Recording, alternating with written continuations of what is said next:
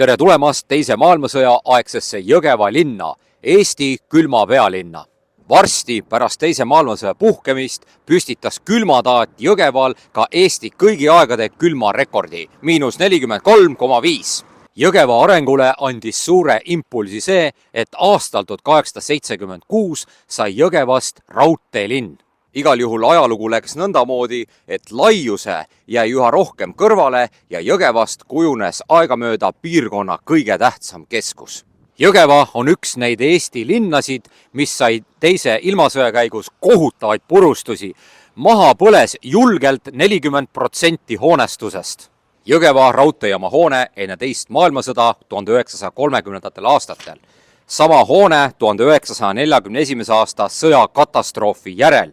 Versus sama koht Nõukogude ajal taastatud raudteejaama hoone.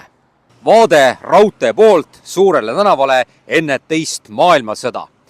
Sama koht aastal 2025. Nagu näha, on pildil kujutatud hooned kõik kadunud. Need hävisid maailmasõja käigus. Kui videos Nõmme teises maailmasõjas mainisime tuntud luuletaja Marie Underit, siis seoses Jõgevaga ei saa üle ega ümber luuletajast Betty Alverist, kes elas mu selja taga olevas majas. Tõsi, teise maailmasõja aastateks oli Betty siit ammu lahkunud, ta elas siis Tartus ja tema raudteelasest isa Mart oli läinud ka enne maailmasõda aastal 1936 pensionile.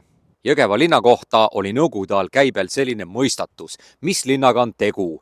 Seal paikneb 2 Lenini ausammast, aga mitte ühtegi kirikut. Üks monument paiknes siinsamas, tänapäeval tuntakse seda aga Betty Alveri pargi nime all. Muide, praeguses Betty Alveri pargis pandi Lenini monument püsti veel Jossif Vissarionovitš Stalini viimasel eluaastal, see oli siis 21. juulil 1952. 41. aasta juulis maani maha põlenud Jõgeva raudteejaama hoone taastamiseni jõuti niimoodi, et 5. jaanuaril 1951 uus hoone avati, kui võimul oli veel Jossif Vissarionovitš Stalin. Kui tänapäeval on Jõgeva maakonna keskus, siis teise maailmasõja aastatel kuulus Jõgeva hoopis Tartu maakonna koosseisu. 1949. aastal moodustati Jõgeva maakond ja rajooni keskuseks sai Jõgeva aastal 1950. Vaatame ka Eesti kaardil Jõgeva asendit 1939. aastal ehk siis teise maailmasõja alguses. Nagu siit kaardilt näha, on Jõgeva linn Tartumaa põhjaserva osa.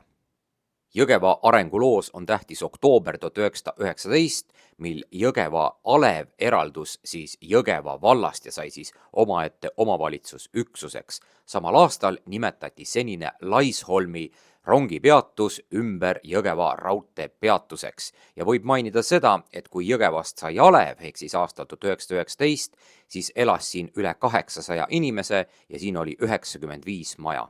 Jõgeva alevist sai linn 1. mail 1938. Toona elas Jõgeval circa 1400 inimest ja siin oli siis 160 elamut.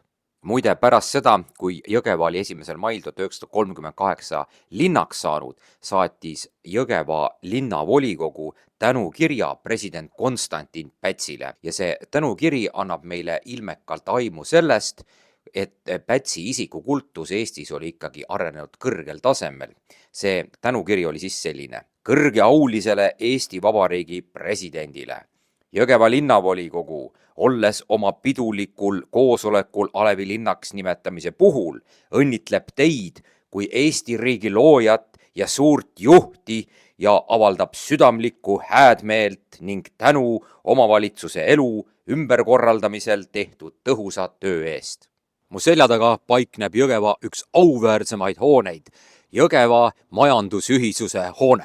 Jõgeva majandusühisus asutati 1919. aastal ja algselt puudus majandusühisusel oma maja. 1921. aastal kinkis Alevi valitsus enda hoone kõrval majandusühisusele krundi ja 1922 alustatigi uhke maja ehitamist. Sellest majast sai pikaks ajaks Jõgeva suurim maja, mis kõrgus üle teiste.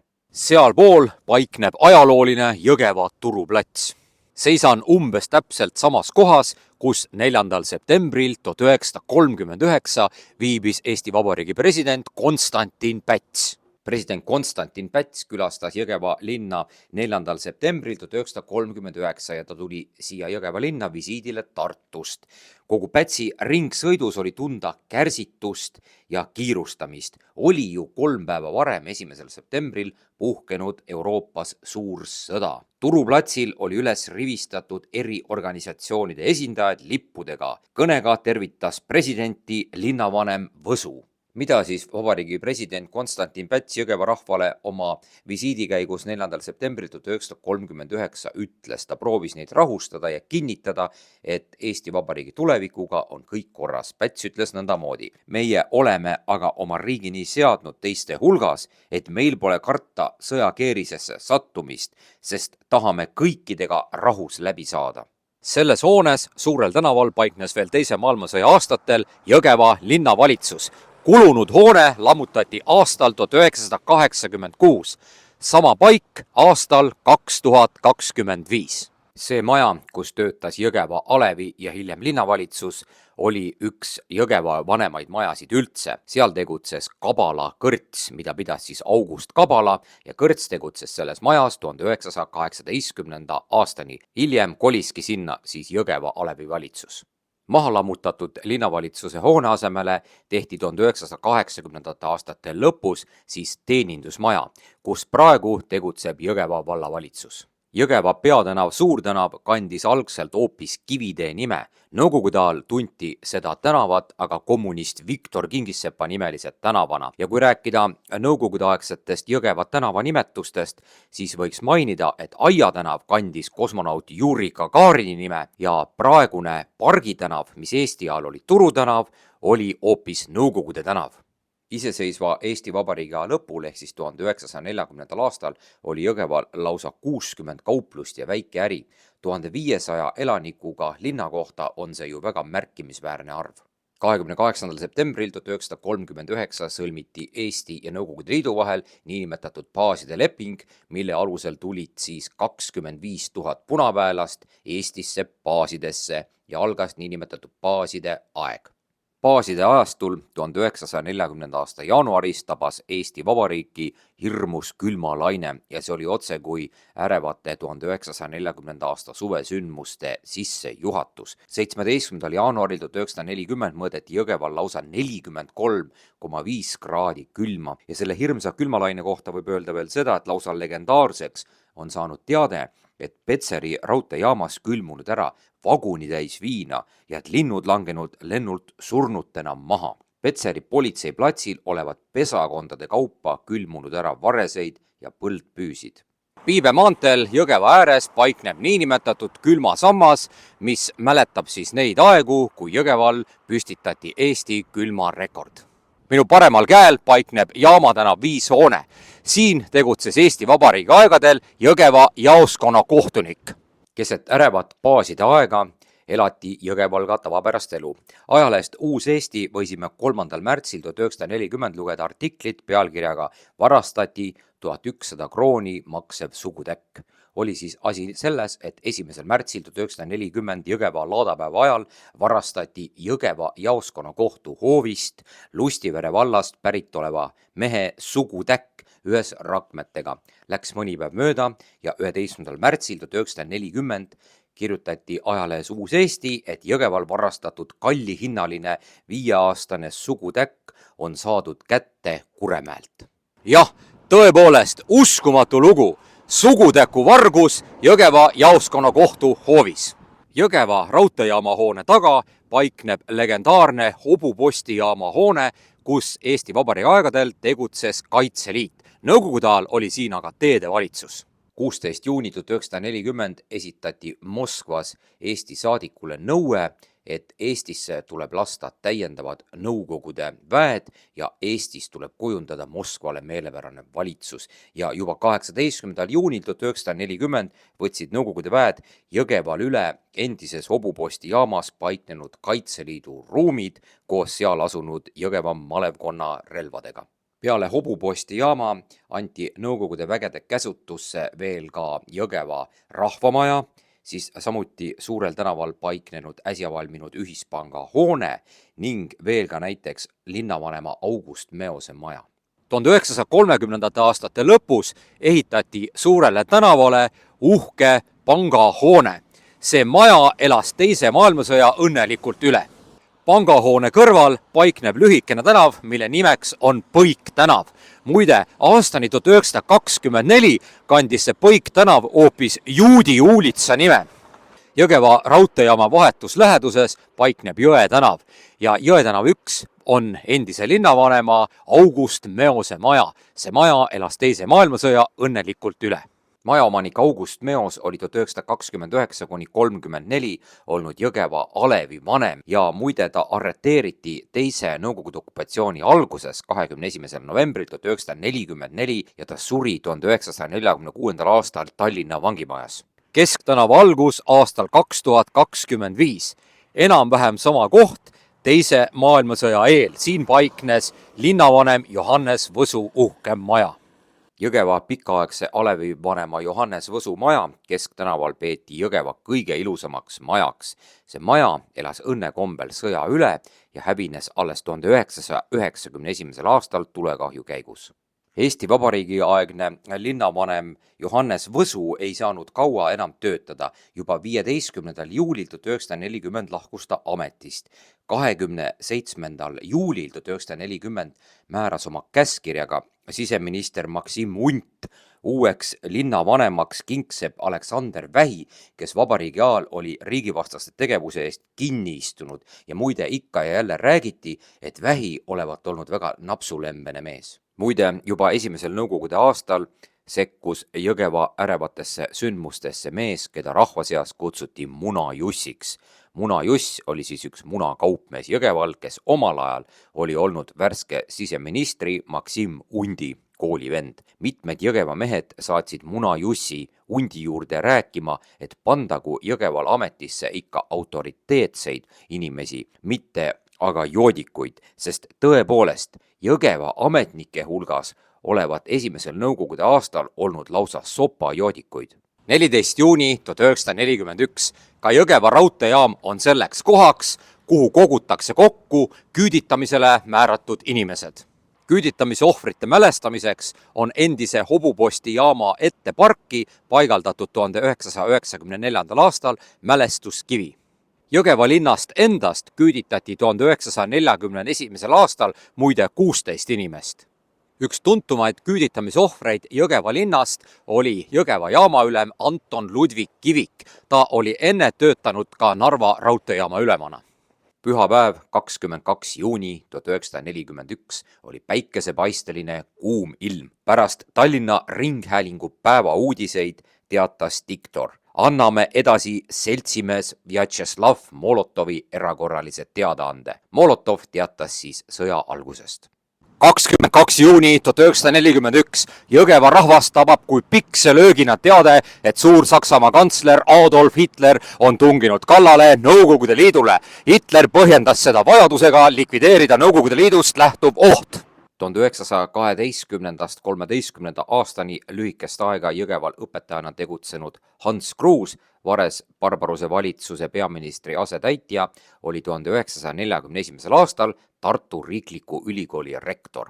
24. juuni 1941 ehk siis 2 päeva pärast Nõukogude Saksa sõja algust pidas ülikooli aulas Hans Kruus kõne, kus ta ütles niimoodi, tsiteerime Kruusi: nüüd on kapitalistliku maailma kõigest suurem, metsikum hüään, kiskja elajas lasknud ootamatult oma sõjajõududele hüpata sotsialismimaade külade ja linnade kallale. Meie eesmärk on lüüa vaenlane lõplikult puruks. Niimoodi kärkis ülikooli aulas Hans Kruus. Üks päev enne Jõgeva hävingut ehk siis 22. juulil 1941 võeti sundkorras 48 Jõgeva meest veel ka Punaarmeesse. Õige varsti pärast Nõukogude Saksa sõja algust otsustasid Jõgeva ümbruskonna metsavennad, et nüüd on käes aeg punaste käest vallutada Jõgeva linn ära, kuid nad said teada, et 7. juulil 1941 on saabunud Jõgevale lausa 4 autobussitäit täisrelvastusega Eesti ja Läti hävituspataljonlasi ja seetõttu tuli Jõgeva vallutamise plaanidest metsavendadel loobuda. Mida öelda nende Eesti ja Läti hävituspataljonlaste kohta? On teada, et nad rüüstasid Jõgeva linna ning lasksid Turuplatsil ühe töölise ja ühe kaupmehe maha. 23. juuli 1941 Jõgeva raudteejaama ümbrust tabab katastroof. 23. juulil 1941 oli Jõgeval siis olukord selline, et sakslased lähenesid kiiruga Jõgeva linnale ning Nõukogude väeosad taandusid Pedja jõe taha. Kell 11 hommikul süüdati Jõgeva raudteejaama hoone ja lõhuti raudteepöörangud. Üritati õhkida ka jaama kõrval asunud pumbamaja ja veereservuaari, kuid tšekistid ebaõnnestusid. Põrgulikul päeval 23. juulil 1941 põles Jõgeval maha 18 elumaja ning 42 kõrvalhoonet. Muide, teistel andmetel põles koguni 21 elumaja. Lisaks sellele, et 1941. aasta 23. juulil lõõmas terve Suurtänav ehk siis Jõgeva peatänav, olid tulekahjud veel ka näiteks Kesktänaval ja hulk maju põles maha ka Aia tänaval. 3. jaanuaril 1942 kirjutati ajalehes Postimees 23. juuli 1941 Jõgeva sündmuste kohta nõndamoodi. Kustutamistöödele minejad linlased lasti maha tänavatel patrulleerivate tšekistide poolt. Linna leekide valgus kumas öösel hakkasid tšekistid ümbruskonnast Jõgevale kokku toodud hobuseid ja kariloomi hukkama. 23. juuli 1941 kohta võib öelda veel seda, et koduta jäi circa 130 Jõgeva inimest ning linna piiril ning raudteejaama ümbruses toimunud lahingutes kaotas elu 13 kohalikku elanikku. Vaatame mu selja taga oleva Suure tänava külje purustusi 41. aastal alates raudteest. Võime siis öelda seda, et esimene maja, mis säilis, oli Suur tänav 6 ning tuli ulatus teisele poole kuni pangamaja kõrval oleva majani. Vaatleme Suure tänava algust raudteejaama poolt tulles sellel käel.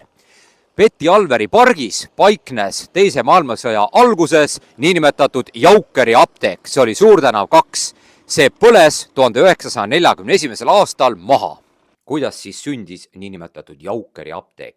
1903. aastal sai Ludvig Jauker loa asutada Suure tänava otsa oma apteegihoone. Ta ehitas sinna ühekorruselise puumaja, kus hakkaski tegutsema apteek.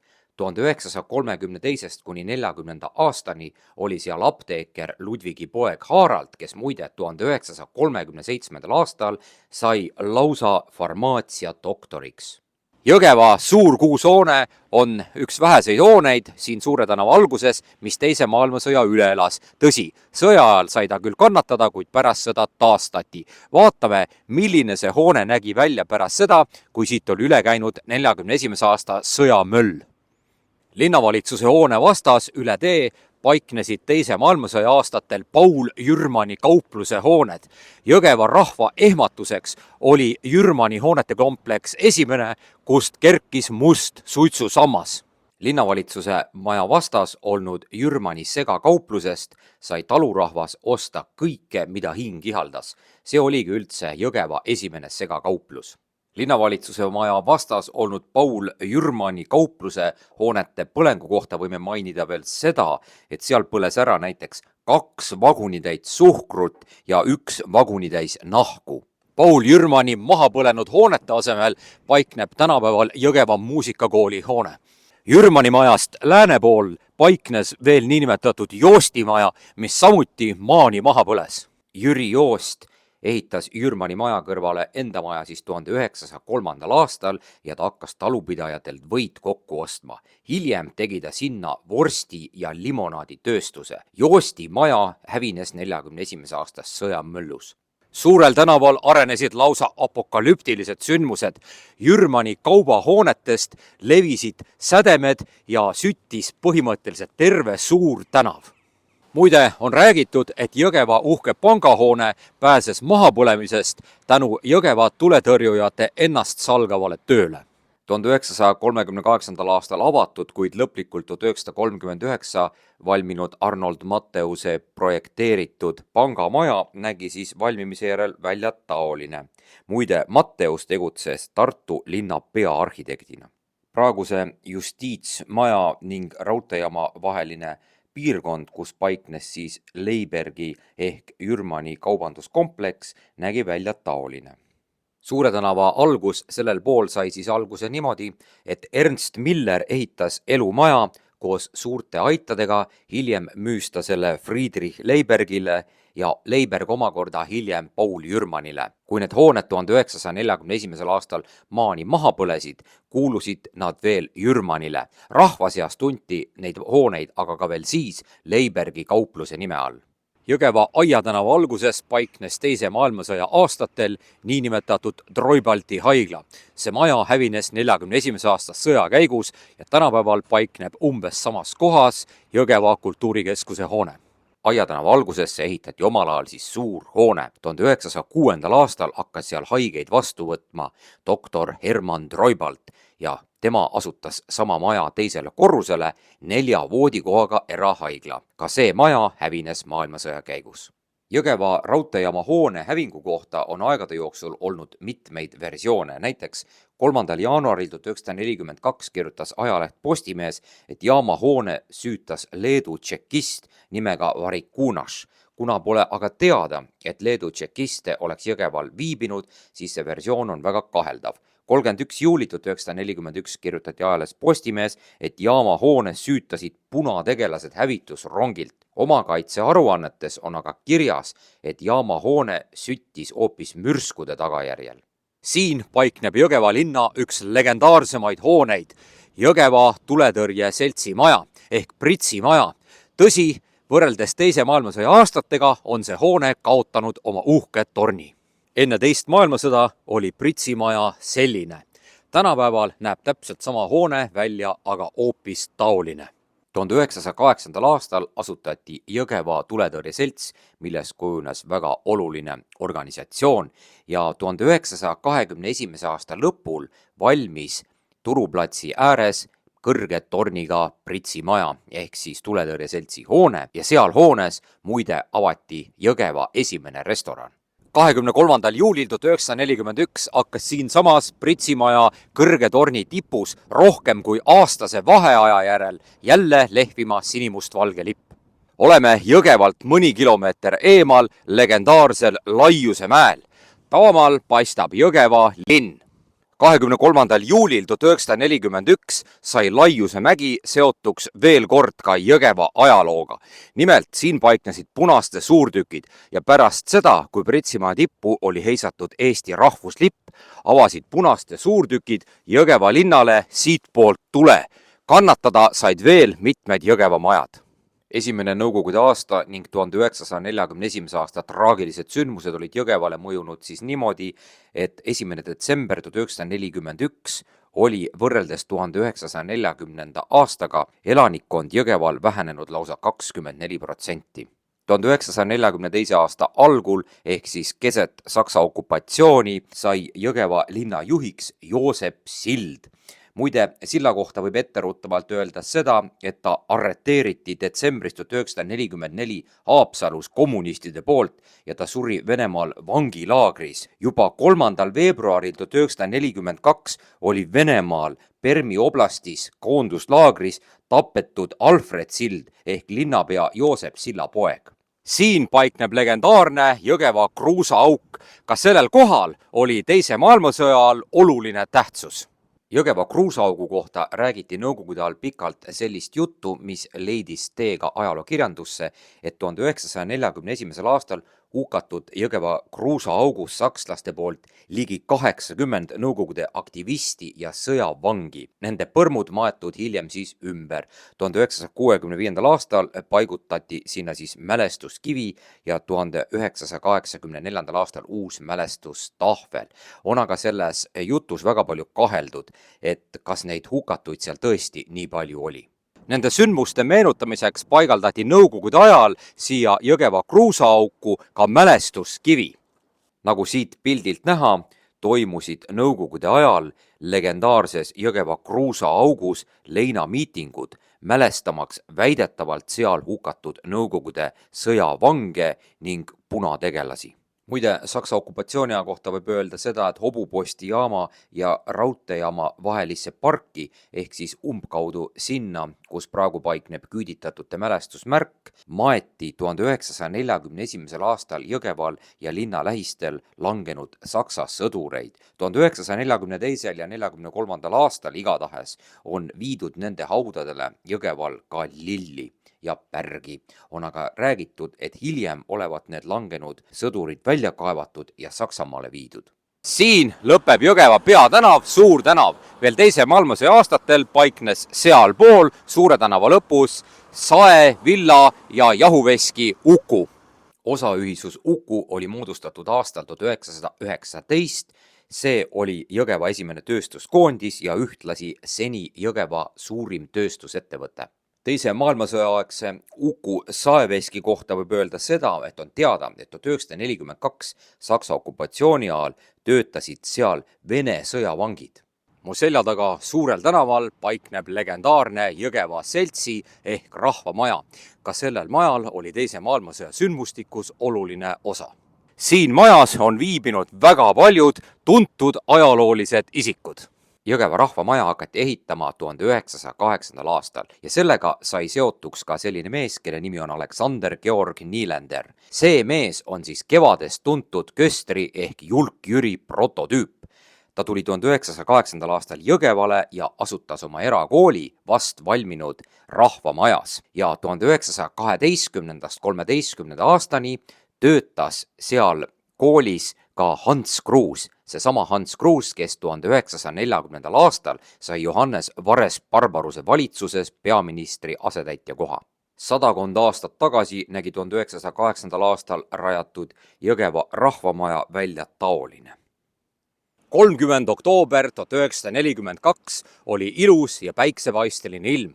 Siin Jõgeva rahvamajas tervitas Jõgeva rahvas Eesti kindralkomissariaadi juhti Karl Sigmund Litzmanni. Kindralkomissar Karl Sigmund Litzmanni Jõgeva visiidi kohta võib öelda siis seda, et rahvamajast tervitas Litzmanni lausa saali täis Jõgeva rahvast, eesotsas linnapeaga, kelleks oli siis Joosep Sild. Omakaitseorkester mängis Litzmanni auks tervitusmarssi, meeskoor laulis Litzmannile ja Litzmann pidas ka kõne. Ja muide, see rahvakoosolek lõppes sellega, et Saksamaa juhi Adolf Hitleri auks hüüti 3-kordne tervitus ja lauldi ka saksa hümni. Tõepoolest, Jõgeva rahvamaja on ainuke maja terves maailmas, kus on viibinud kindralkomissar Litzmann ja Julk Jüri. Jaama tänav 4 hoone Jõgeva raudteejaama taga. Teise maailmasõja aastatel paiknes siin veel üks võõraste maja. See Jaama tänav 4 hoone oli natsionaliseeritud ja suletud nädal aega enne Saksa vägede saabumist ja Saksa okupatsiooni ajal paiknesid selles majas Saksa sõjaväelased. 1944. aasta algul oli selge, et uus Nõukogude okupatsioon Jõgeval on varsti saabumas ja 1944. aasta varakevadel oli Jõgeva üks neid Eesti linnu, mida tabasid Nõukogude Liidu õhurünnakud. 10. märtsil 1944 ehk Tallinna märtsi pommitamisele järgmisel päeval ründasid Stalini lennukid Jõgevat. Kannatada said mitmed elumajad, palju purunesid siis ka aknad ning kahjustusi oli ka kõrvalhoonetes ja aedades. 24. märtsil viskasid Nõukogude lennukid Jõgeva kohal alla järjekordsed pommid. Pommitati ka 25. märtsil, seekord oli Jõgeval ka inimohvreid. Üksikuid pommirünnakuid toimusid ka veel suvel. Märtsis ja juulis toimunud õhurünnakutes hävinesid siis kokkuvõttes öeldes mitmed kesklinna majad. 25. augustil 1944 olid Nõukogude väed hõivanud Tartu ja Jõgeva pärast toimusid lahingud septembris 1944 ja võime öelda siis seda, et uus Nõukogude okupatsioon algas Jõgeval 19. septembri hilisõhtul. Linna hõivamise lahingutes said mitmed majad taas kannatada ja tekkisid jälle ka tulekahjud. 1929. aastal avas Eesti Vabariigi haridusminister Jaan Hünerson mu selja taga paikneva 6-klassilise Jõgeva algkooli. Imekombel jäi see hoone terveks nii 1941. kui ka 1944. aastal, kuigi 1944. aastal toimusid siinsamas ümber sõjasündmused. Nii palju siis Jõgeva jaoks nii traagilisest teisest maailmasõjast.